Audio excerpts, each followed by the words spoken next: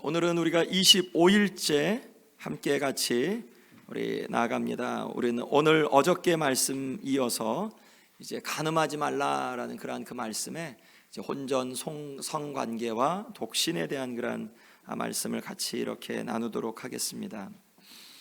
우리가 오늘 우리가 함께 같이 나눌 그런 질문들이 한 이런 두 가지 정도로 요약이 될 텐데, 먼저 혼전 동거는 잘못된 것인가? 그리고 성경은 독신 생활에 대해 무엇이라 말씀하는가라는 이제 그런 그 두 가지 주제를 갖고 이렇게 함께 나누도록 하겠습니다. 우리 한번 말씀을 같이 함께 읽겠습니다. 에베소서 5장 31절 32절입니다.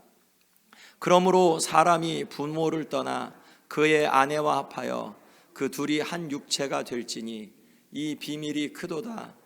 나는 그리스도와 교회에 대하여 말하노라. 아멘. 우리 최근에 한국 그 2020년 통계 자료를 보니까 20대들은 한 그 비혼으로 결혼하지 않고 독신으로 살겠다 하는 사람이 한 53%가 된다고 하고요. 비혼인데 동거하는 이제 그러한 것은 가능하다 하는 사람들이 한 46.6% 이제 자녀를 낳지 않겠다. 20대들에게 물어본 겁니다. 52.5%. 그리고 비혼인데 내가 결혼을 하진 않을 건데 출산은 하고 싶다 하는 사람이 한 23% 정도 된다고 합니다. 그러니까 한 20년 전하고 정말 많이 달라졌죠. 여러분들 결혼하실 때하고 정말 많이 달라졌죠. 그러니까 지금 20대 한국에서는 미국도 비슷해요. 거의 그 확률을 보니까 미국이 한 53% 뭐 그 정도 되는데, 결혼하지 않겠다라는 그런 그 비율이 20대에서 한 50%가 넘으니까, 옛날 1996년도만 해도 그 통계를 보니까 10% 미만이었어요. 결혼 안 하겠다는 사람이 뭐 10% 미만이었는데 지금은 그 이제 50%가 넘어가는 이제 그런 그 확률을 보이고 있는데, 굉장히 조금 많이 이렇게 그 격세지감을 느끼고 또 많이 굉장히 좀 달라졌죠. 한 그 30세에서 한국이 34세 그 중간에 있는 사람들이, 결혼 안 한 사람들이 남자들이 한 60% 70% 된다 그래요.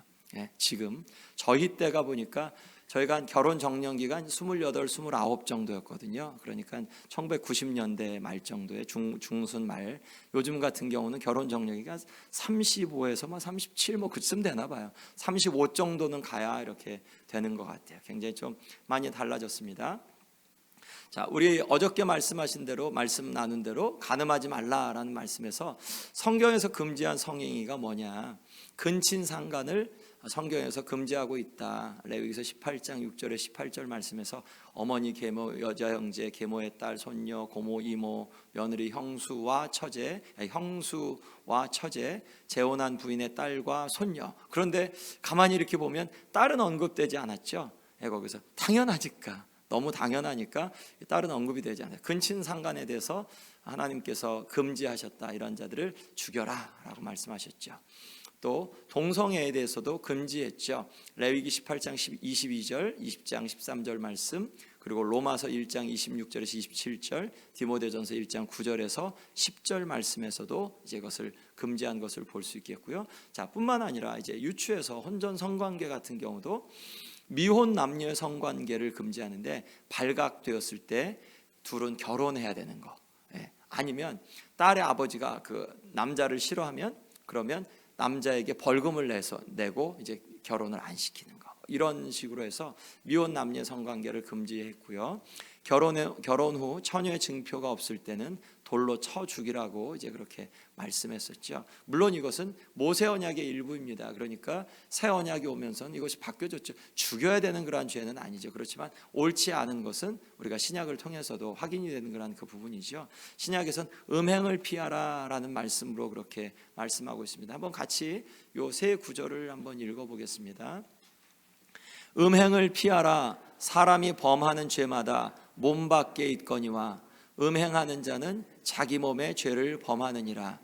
음행을 피하기 위하여 남자마다 자기 아내를 두고 여자마다 자기 남편을 두라. 만일 절제할 수 없거든 결혼하라. 정욕이 불같이 타는 것보다 결혼하는 것이 나으니라. 아멘.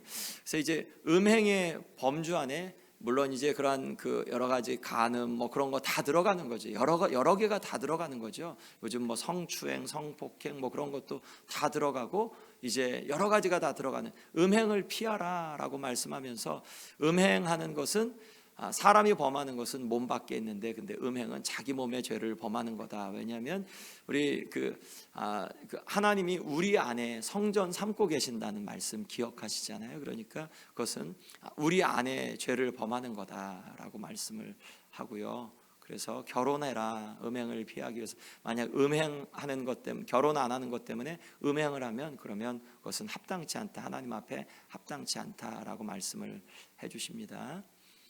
자, 혼전의 육체적 친밀함에 대한 부분, 성경은 혼전 성관계가 하나님 보시기에 도덕적으로 잘못된 것이라고 이제 그렇게 말씀하죠.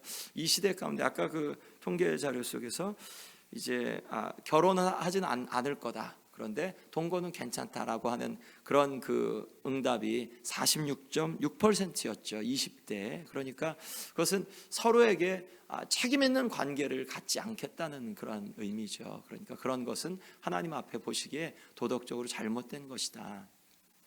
연애 관계에서 어느 정도 신체적 친밀함을 허용할까? 한 걸음 가면 두 걸음 가고 싶은, 이제 손을 잡으면 이제 만지고 싶고, 만지면 뭐 키스하고 싶고, 뭐 이제 그러면 좀 더 깊게 가고 싶은 그런 마음들이 있으니까 그런 부분들에서는 바운더리를 정해서 이제 그 바운더리를 넘어가지 않게 이제 그런 부분들을 지혜롭게 해야 된다. 그래서 혼전 육체적인 순결함을 지키는 것이 하나님 보시기에 합당하다. 물론 용서는 있죠. 하나님 앞에 이것이 죄니까 그것을 우리가 하지 말아야 되는데 하나님 앞에 용서하면 하나님이 용서해 주시죠. 그런데 거기에서 또 우리 어저께 그런 간음처럼 만약 하나님 앞에만 용서를 구할 게 아니라 대상에게도 그게 죄를 범할 수 있는 거니까 그런 부분들에 대해서는 주의해야 되죠. 자, 이제 독신의 부분 이렇게 가보겠습니다. 신약은 독신 생활을 높이 평가한다. 예수님도 독신이셨고 사도 바울도 독신인 모든 사람이 나와 같기를 원한다. 그런데 이것은 하나님께로 받은 명령은 아니라 내가 여러분들에게 권하는 거다라는 그런 말씀으로 이렇게 말씀을 전하죠. 독신으로 사는 사람들이 있으면 교회에 영적인 유익을 끼친다. 왜냐하면 이 사람들은 두 세대 사이의 때를 살아가는 자들이에요. 무슨 표현일까? 두 세대 사이의 때를 살아간다는 게 이 시대 가운데 살아가지만 이 독신으로 사는 많은 분들이 만약 이게 내가 주님 때문에 독신을 고집하고 또 어쩔 때는 내가 믿지 않는 사람하고 결혼하는 것보다는 독신으로 살아가는 게 내가 하나님 앞에 더 옳다. 하나님이 믿는 사람을 내게 주신다면 몰라도 그렇지 않을 바엔 내가 독신으로 살겠다라는 이제 이런 분들의 고백은, 헌신은 하나님의 나라를 향하여서 그 마음을 두고 있는 거잖아요. 그러니까 이 세상과 하나님의 나라 이 두 곳을 그 가운데서 살아가는 그러한 사람들이니까 이러한 사람들은 교회에 영적인 유익을 끼친다. 그런데 많은 경우 우리가 이렇게 그 독신으로 있는 분들 어떻게 얘기하죠? 결혼 안 해? 왜 결혼 안 한대? 이제 왜 나이가 몇인데 왜 결혼 안 한대? 이런 질문으로 굉장히 교회에서 불편하게 하고 교회에 있는 거를 내쫓죠. 교회에서 이 독신으로 사는 것에 대한 하나님 앞에 정직하게 하나님 앞에서 내 마음을 살펴볼 겨를도 없이 주변에서 자꾸 왜 결혼 안 해? 내가 좀 소개시켜 줄까? 뭐가 잘못돼서 문제가 있어? 뭐 이런 것들로 해서 교회 안에서 이렇게 그 노총각 노처녀들이 비정상적인 그러한 그 모습으로 살아가는 사람처럼 교회 교제권 안에서 밀어버리고 청년부 안에서나 뭐 혹은 비슷한 나이 또래들이 보통 가정을 이루고 있으니까 이제 그럴 때는 대화에 끼지도 못하고 참 굉장히 좀 어려운 그러한 가운데 이렇게 있게 되죠. 그러니까 교회 안에서는 이 그 커플이 있는 게 그게 굉장히 좀 당연히 자연스럽죠. 이게 가장 하나님이 우리에게 주신 그러한 정상적인 모습이니까. 그런데 이 독신으로 있는 그러한 이제 노처녀나 뭐 이제 그런 분들이 교제권 안에 들어오지 못하는 소외되는 그러한 경향이 교회 안에서 무척 많다. 그런 부분들은 우리가 이렇게 좀 돌아보면서 저분의 그러한 그 마음의 동기가 정말 하나님을 향하여서 드려지는 그러한 동기라면 우리가 존중해주고 그리고 또 귀하게 생각하는 것은 정말 중요한 거죠. 왜냐하면 그것은 자기 희생의 길을 걸어가는 거니까. 그래서 만약 이렇게 여러분들이 노총각과 노처녀 그리고 이분들의 중심이 하나님 앞에 있고 하나님 앞에 그렇게 나아간다면 그런 분들을 귀하게 여겨주시기 바랍니다. 교회 안에서도 그런 분들을 귀하게 여겨주시고 이상하게 보지 말고 조금 히스테리 있는 거 아니야 이런 식으로 바라보지 말고 그분들의 그런 동기나 물론 아주 100% 순수하지 않을 수는 있죠. 그래도 우리가 너무 색안경을 끼고 우리랑 좀 다른 사람으로 이렇게 주지 말고 이런 분들이 우리 안에 교제권으로 들어오는 게 훨씬 더 어렵겠다. 내가 이 교제권 안에 들어가는 것보다 독신으로 사는 분이 교제권 안에 들어오는 게 훨씬 더 어렵다라는 것을 이해하고 인정해주고 그런 분들의 그러한 이 하나님 앞에서 헌신들을 존중해 주는 건 굉장히 중요하다라고 생각되고요. 신약은 교회가 육신적인 가족보다 더 중요한 영적인 가족임을 강조하죠. 예수님도 이제 그렇죠. 우리가 요 부분에서 이런 부분들도 그렇죠. 이제 신약에서 하나님 백성은 영적인 출생을 통해 늘어난다. 주님 때문에 독신을 고집하는 분들, 이런 분들의 중심은 뭐죠? 영적인 자녀를 하나님 앞에 세우려고 하는 그게 그분들의 열매죠. 그게 그분들의 중심이죠. 그러니까 그러한 부분들을 간과하지 말자. 이 땅 가운데서 우리가 육신의 자녀를 잘 키우는 게 중요하듯이 영적인 자녀를 잘 키워내는 것도 그거 못지않게 중요하고 더 중요하다. 우리 하나님 안에서는 이제 그런 동기라면 이제 그런 분들의 그런 헌신과 또한 동기들을 존중해 주는 것이 중요하다. 한 세대 전까지만 해도 한 100년 전 정도까지만 해도 이제 캐톨릭 같은 경우 있고 또 실질적으로 기독교 안에도 정말 좋은 분들이 이렇게 독신으로 살아갔던 분들이 참 많이 있습니다. 그리고 학문적인 업적을 끼친 분들도 꽤 여러분들이 있고요. 이런 분들의 그러한 삶 때문에 독신을 굉장히 중요하게 여겼는데 요즘 같은 경우 이제 한국 같은 경우도 미국도 이제 그런 경향이 있는데 목사 안수를 받으려면 독신은 안 줘요. 특수 사역이 아니면. 왜냐하면 이제 그게 교회 안에서 정상적인 부분이 되었거든요. 그런데 성경에서 분명히 사도 바울도 고린도전서 6장 7장 말씀에서 그런 부분들을 이야기하기 때문에 그런 부분 이게 동기가 하나님 앞에 하나님 나라를 위한 동기라면 그런 동기들은 존중해 주는 것이 맞다라는 게 이제 보여지고요. 그리고 요 논리도 굉장히 좀 재미있었어요. 결혼은 온전한 인간이 되는데 꼭 필요한 것이 아니다. 제 설명하기는 어찌는 않았는데 결혼하기 전에 다 독신이셨죠. 독신이었을 때 독신이라고 해서 결혼하기 전이라고 해서 만족함이 없었나요? 아니면 독신대로 만족함이 있죠. 그리고 결혼했습니다. 결혼하고 나서 어느 한순간 배우자와 사별을 하게 하는 순간이 있게 되겠죠. 그럼 사별하면 그 이후로는 만족함이 없는 삶을 살아야 되는 건가요? 아니죠. 독신으로 살더라도 분명히 하나님 안에서 행복함과 만족함을 누릴 수 있는 그러한 기회가 있죠. 그리고 죽어서 하나님 나라에 가면 부활한 이후에 우리가 시집 가고 장가 가나요? 없죠. 거기는 하나님 나라에서는 부활 후에는 결혼이 없다고 말씀하셨죠. 그러니까 결혼이 온전한 인간이 되고 혹은 인간에게 행복을 가져다주는 유일한 꼭 반드시 필요한 수단이라고 성경은 말씀하지 않아요. 그거는 어느 한때 주어진 그러한 때 있을 수도 있고 어떤 사람에게 이것이 없을 수도 있다라고 그렇게 말씀을 하고 있죠. 그러니까 이게 우리의 삶 속에서 꼭 결혼하는 게 반드시 행복의 그러한 필요 조건은 아니다라고 성경이 말씀하는 게 분명하죠. 이 논리는 굉장히 좀 분명한 것 같고 그러니까 그런 속에서 어떻게 우리의 마음을 하나님 앞에 드리느냐가 동기가 중요하다라는 부분이고요. 또 독신은 기독교 사역에 시간을 드릴 수 있게 해준다. 고린도서 7장 말씀 알죠? 이제 할 수 있으면 내가 딸이 있으면 혼자 살게 해라. 그런데 만약 결혼해도 잘 되는 거다. 그런데 이제 결혼하면 그 이전에는 내가 어떻게 주님을 위해서 살까 하다가 결혼하면 어떻게 내가 남편을 위해서 살까 이제 그렇게 생각하게 된다. 그러니까 혼자 있는 것도 여러분들이 나와 같기를 원한다라는 그런 논리를 갖고 이제 사도 바울이 이야기하는데 기독교 사역에 주님을 위하여서 드릴 수 있는 그러한 집중과 그런 부분들을 더 많이 있게 해준다라고 말씀해 주고요. 예수님은 독신으로 살아가는 자들에게 큰 상을 약속하신다라고 그렇게 말씀해 주세요.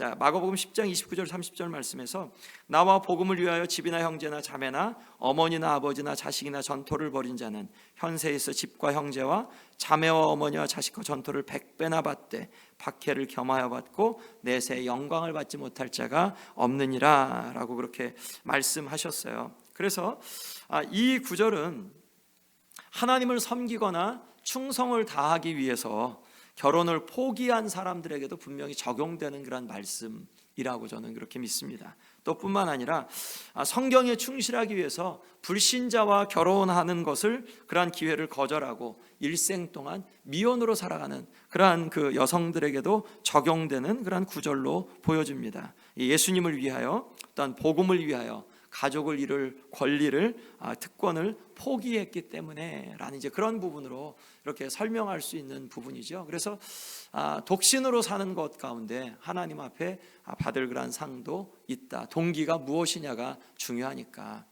이는 하나님의 절대 주권에 속한다라고 이제 존 파이퍼 목사님이 이 문제를 주관하시는 분은 하나님이시다라고 이제 그렇게 설명하고 있죠. 자, 그런데 독신으로 살아가는 그 자체가 중요한 게 아니라 만약 그렇게 살아가면서 이제 죄를 범하거나 혹은 음란의 죄를 범하거나 혹은 다른 어떤 성적으로 문란하거나 그러면 안 되죠. 동기가 무엇이냐, 주님을 향한 동기냐라는 그런 부분들이 확인되고 또한 그 부분으로 나아가면 그것은 하나님 앞에 받으심직한 그러한 삶의 부분이다라고 말씀을 하고 있습니다. 이러한 부분 속에서 이제 여러 가지 것들을 말씀하고 있는데요. 우리가 지금 이제 한국 같은 경우도 1인 가구 이야기 많이 하죠.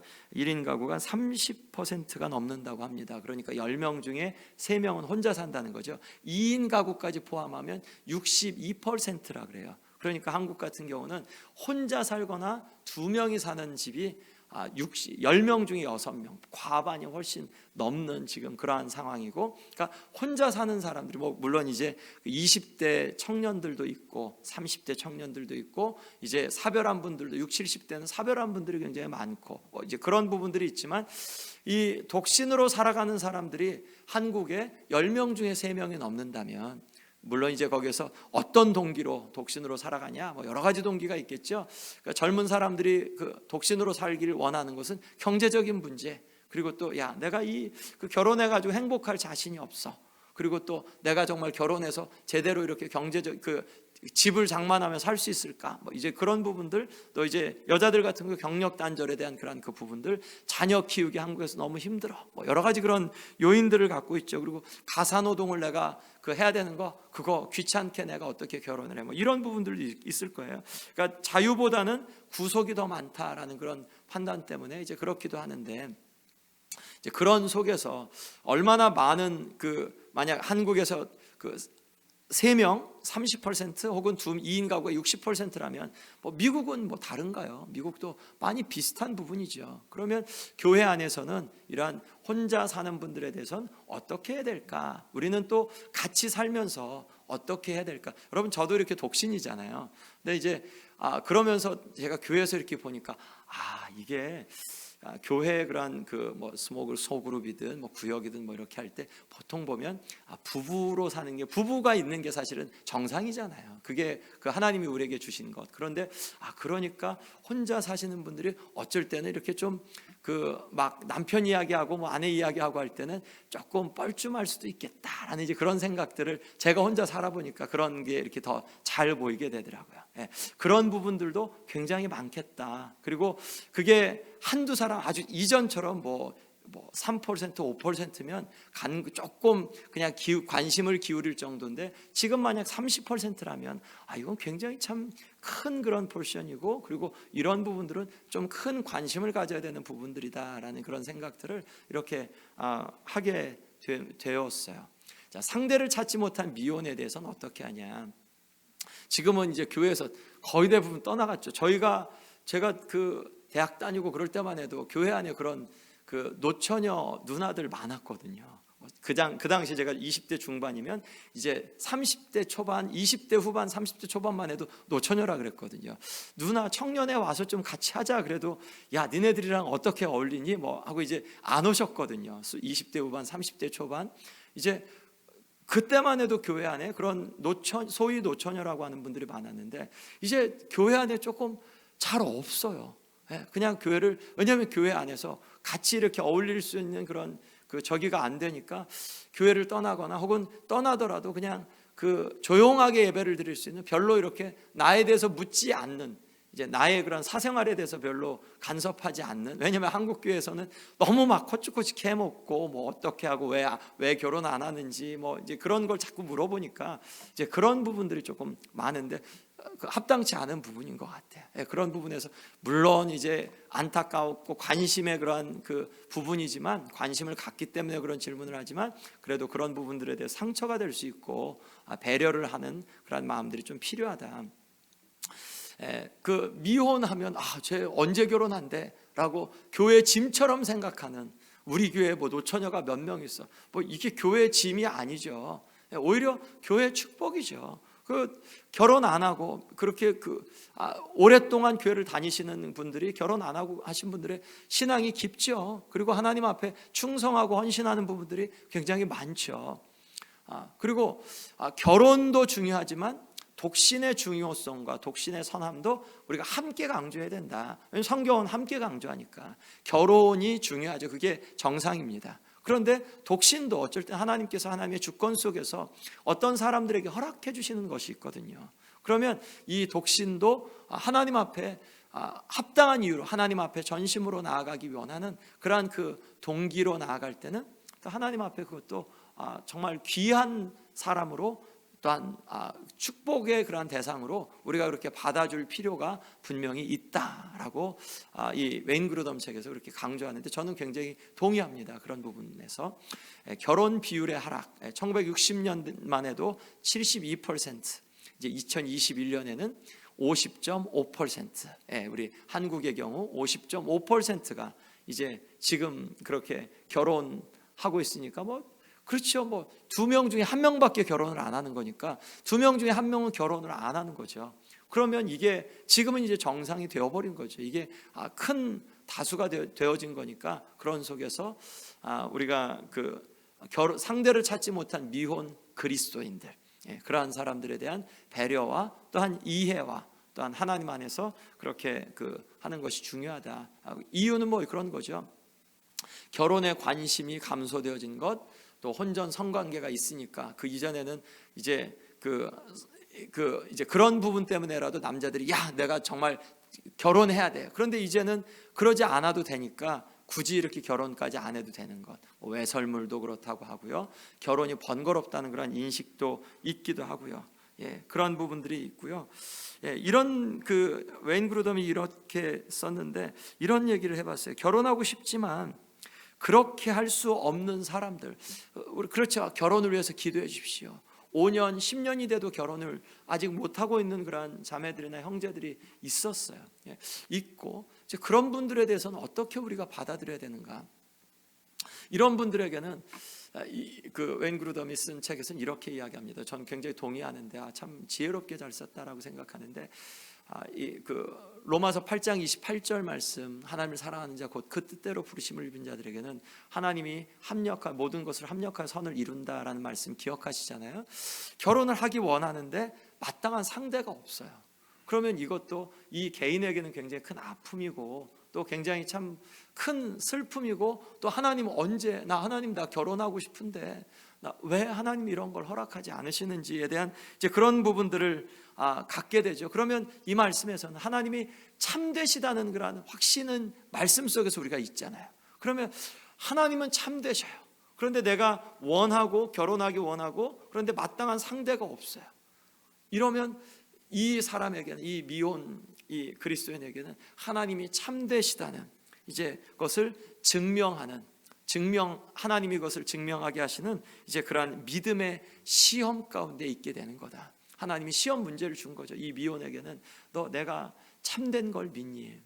그리고 내가 너를 사랑하면서 너에게 합력하여 선을 이룰 것을 믿니? 라는 이런 시험 문제를 주신 것이다 라고 하는데, 굉장히 쉬운 문제는 아니에요. 그런데 굉장히 중요한 부분입니다. 이게 우리의 믿음의 삶 속에서 이런 것만 아니라 우리가 원하는데 이루어지지 않는 부분이 있잖아요. 기도하는데 안 되는 부분이 있잖아요. 이런 거는 하나님, 내가 볼 때도 이건 성경적으로 맞고 나도 원하고 내가 하나님께 기도하니까 이게 이루어져야 되는데요, 근데 하나님이 그걸 허락하지 않으셔요. 그런데 나는 하나님의 참되심을 믿어요.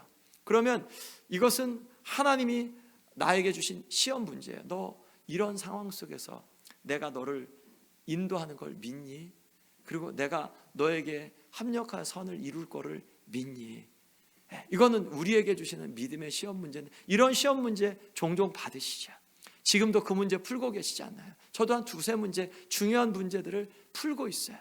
하나님이 저에게 주신 시험 문제가 지금 오늘 이제 이 시대 속에서, 이 지금 인생의 시즌 속에서 저에게 주신 시험 문제가 있거든요. 그러면 거기에서 시험 문제는 하나님이 선하시고 하나님이 옳으셔. 그런데 내 삶 속에서는 마치 욥과 같이 하나님 이것은 아닌데요 라고 하는 그런, 왜 이걸 이루어주지 않으시죠? 라고 하는 이 문제 속에서, 여기서 불평하기보다 혹은 낙심하기보다 혹은 거기서 시험 들어서 그냥 넘어지기보다 거기에서 하나님의 선하심을 의지하면서 인내하면서 그 가운데 이것을 삶으로 풀어내는 그러한 지금 시험 문제를 풀고 있는 거죠. 이 미혼 그리스도인에게도 그런 시험 문제를 풀고 있는 거, 하나님 주신 시험 문제를 푸는 그러한 부분이 있다. 설령 독신의 기간이 길어져서 고난과 시련이 느껴진다고 하더라도 이것은 하나님 앞에서 곧 연단하여도 없어질 금보다 더 귀한 그러한 시련인 줄 알아서 하나님 앞에 그것을 일단 감내하고 하나님 앞에 나아가다 보면 하나님께서 더 귀한 것들로 허락해 주실 것에 대한 소망을 갖고 나아가야 된다라는 이제 그런 이야기를 하는데, 쉬운 문제는 아니에요. 물론 쉬운 문제는 아닌데 이것이 우리의 신앙생활 속에서 얼마나 중요한 부분인지 정말 그래요. 우리의 삶 속에서도 하나님이 주신 시험 문제를 어떻게 인내하며, 하나님이 선하신데 하나님이 나를 사랑하시는데 그런데 내가 어떻게 살아드려야 되지? 라는 이제 그러한 그 부분들을 우리가 갖고 있는 것, 우리가 굉장히 중요하다라고 생각이 되어집니다. 자, 그리고 결혼에 대해서 미디어가 계속해서 부정적인 견해를 참 많이 내놓죠. 그러니까 이제 나중에 이제 조금 더 이제 이야기를 하게 될 텐데, 다음 저기에서 미디어가 그렇게 결혼에 대해서 그 부정적인 견해를 내놓을 때 이제 그 결혼하고 싶은 마음이 없어지죠. 자, 정부의 그런 책임, 결혼에 대한 정부의 책임은 어떠냐? 결혼의 기능이 악을 억제하고 사회에 유익을 주고 질서를 유지하는 기능, 그리고 사회가 존립할 수 있는 그러한 기틀을 마련하죠. 우리 한국이 요즘에 출산율이 너무 떨어지니까 어떻게 되죠? 걱정하는 게, 우리 이거 나중에 50년 뒤에 한국 어떻게 되지? 그 걱정 바로 하잖아요. 그러니까 결혼을 안 하게 될 때는 대번 나라의 그런 존립에 그런 생존의 위기가 있는 거니까 이거는 정부가 책임이 있다. 결혼을 반이 안 한다면, 50%가 결혼을 안 한다면 이거 어떻게 되냐? 그러니까 사회를 바꿔서라도 어떻게 결혼을 할 수 있도록 장려하고 아이를 낳을 수 있도록 장려하려고 진짜 무진장 애를 쓰잖아요. 애를 썼는데도 안 되잖아요. 점점. 그러니까 정부에게 책임이 있다. 이런 부분들은, 이게 교회나 교단이 그 교인들에게는 그것을 이야기할 수 있고 교육할 수 있지만 이 사회에게는 그런 걸 이렇게 강제할 수 있는 부분은 없죠. 우리가 교회에서 그런 지침을 마련해 줄 수는 없죠. 이건 정부의 책임이다. 정부가 해야 된다. 공적인 관심인 결혼, 아동의 이해관계, 사회의 미래, 이 사회 자체, 이런 부분 속에서 정부가 이런 부분들을 갖고 가야 되는데, 지금 사회 현상이 반이나 결혼을 안 한다고 하면 이거 큰 문제다. 결혼을 했는데도 출산율이 1 이하로 떨어지면 큰 문제다라는 거죠. 아리스토텔레스가 이런 이야기를 했어요. 굉장히 좀 재밌게 읽었는데, 입법자는, 즉 이제 이 당시 헬라 철학 속에서는 이제 그 군주리 저기 같은 경우는 중국 같은 경우는 이제 군자가 이제 현인이었는데 이 헬라 철학 같은 경우에는 이제 철학자가 이런 입법자가 돼야 된다라고 이제 생각했죠. 그럼 군주가 돼야 된다고. 입법자는 아동이 어떤 환경에서 양육되는 것이 가장 좋은지를 고찰하는 것에서부터 시작해야 한다. 시작해야 하므로 입법자가 가장 먼저 관심을 가져야 할 것은 결혼, 즉 자신의 시민들이 어느 나이에 결혼해야 하는지, 결혼하기에 적절한 사람은 누구인지에 대한 이제 이러한 부분들을 잘 고려하고 입법자들이 그런 것들을 장려하고 또한 그 사회에 그런 기틀을 마련해야 된다라는 이제 그런 이야기들을 하면서 정부의 책임을 이야기했습니다. 자, 한 남자 한 여자 간의 결혼, 이것은 당연한데 우리가 이 시대 속에서 정말 많이 왜곡됐으니까 우리가 나중에 이제 동성애와 성전환 그 문제에 대해서 더 자세하게 볼 텐데, 아동에게 유익을 주죠. 만약 이런 남자와 남자가 결혼한 사이에서 아동을 입양하면 참 굉장히 성정체성의 혼란이 훨씬 더 커지죠. 결혼한 부부에게도 이것이 훨씬 더 많은 유익을 주는 게 그게 맞죠. 이것이 정상적인 모습이죠. 오늘 이제 그래서 혼전 성관계와 독신의 그러한 이야기들을 같이 나눴고요.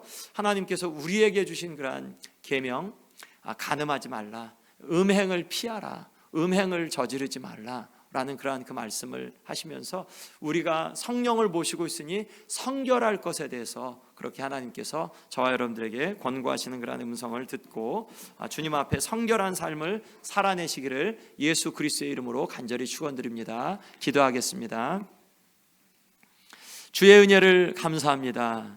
주님이 주신 은혜 따라 아버지, 하나님께서 우리 안에 거하기를 기뻐하시고 우리 안에서 하나님의 그러한 영광을 보이기를 기뻐하시는데, 우리의 죄, 특별히 음행이 있으면 하나님의 그러한 영광이 가려지고 하나님의 또한 임재하심이 떠나가는 것을 아버지 우리가 알기에 주님 앞에 성결한 마음을 갖고 성결한 삶을 살아내고, 아버지 하나님 또한 성적인 그러한 부분도 가정 안에서만 이루어내는 그러한 아버지 하나님 삶을 살아낼 수 있게 인도해 주십시오.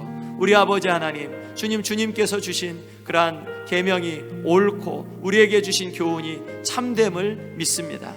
아버지 하나님, 주님 앞에 그러한 삶을 모두 이루어내는 삶을 살아내시기를 아버지 하나님 축복해 주시고 인도해 주시기를 간절히 원하며 이 모든 말씀 예수님의 이름으로 기도했습니다. 아멘.